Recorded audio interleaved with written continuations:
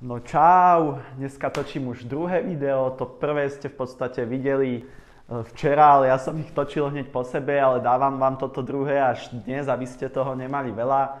Veľa ľudí sa ma pýta nejaké rady do network marketingu, čo ma celkom potešilo, tak som si pripravil pár vecičiek, poďme sa na to pozrieť.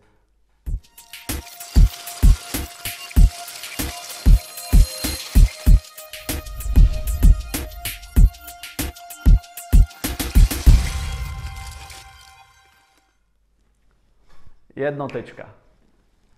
Ako prvé musíš pochopiť, že nie každý človek je podnikateľ. Veľa ľudí ste hovorí, ja som ukázal príležitosť 20 ľuďom alebo 10 a z toho 9 alebo aj 10 ma poslali do prdele.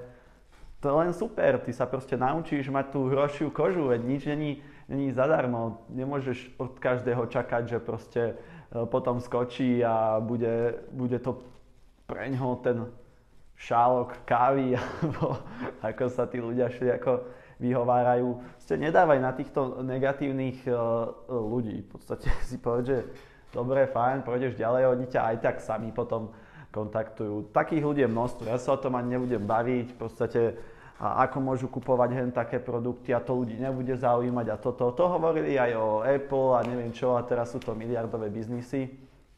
Takže nečakaj, že každý bude podnikateľ. Je to normálne. Dvoječka.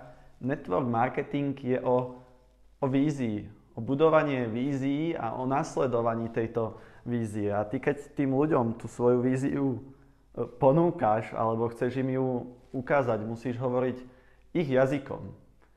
Oni v podstate nevedia o tom tvojom biznise, teda vo väčšine takmer nič. Ty sa proste musíš dostať na ich komunikačnú a ich inteligenčnú úroveň, alebo ako by som to nazval. Predstav si v podstate veľkých ľudí, ja neviem ako bol Steve Jobs, Einstein, neviem, Ježiš, Budha a iní velikáni, aké to oni mali, keď chceli svoju nejakú veľkú myšlienku vtesnať do takej nejakej malej bežnej mysli. Ty v podstate musíš okresať tú víziu a tú myšlienku a podať tým správnym spôsobom tomu svojmu človeku, ktorému ju prezentuješ. Takže druhé, hovor jazykom ľudí, s ktorými sa rozprávaš.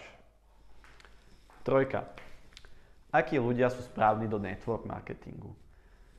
Podľa mňa taký najväčší ukazovateľ, podľa ktorého spoznáš niekoho, je to človek, ktorý je hladný po úspechu, po výsledkoch, ktorý je nespokojný s tým, čo má a chce niečo zmeniť, má proste tú iskru v oku.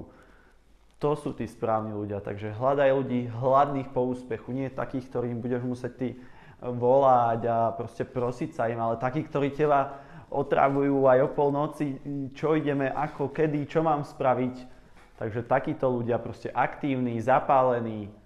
Takže troječka, hľadaj ľudí hladných po úspechu. Štvorka. Buduj vzťahy.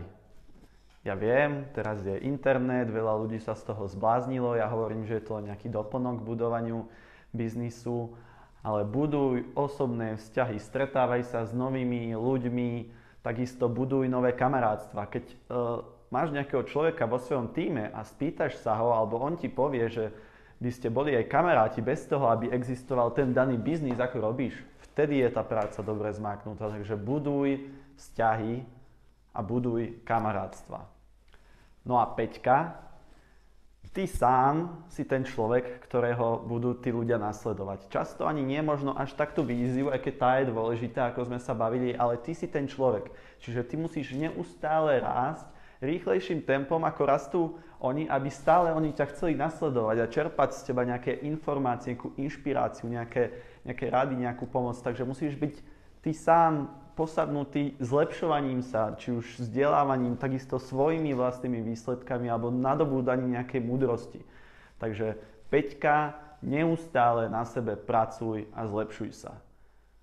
Ja ti už zaželám len krásny deň, veľa úspechov v network marketingu a aby som nezabudol, be free.